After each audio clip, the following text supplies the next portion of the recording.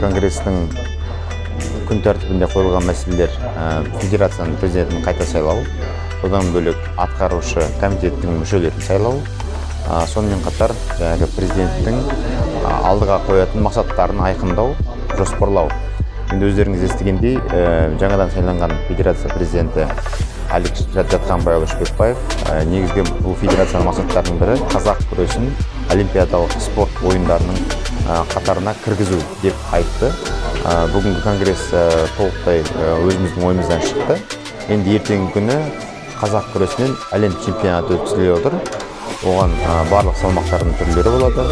Енді ол да ертең таңертең басталып, кешке дейін мәресіне жету жоспары бар. Аманшылық болса келіп қонақ болып көріңіздер.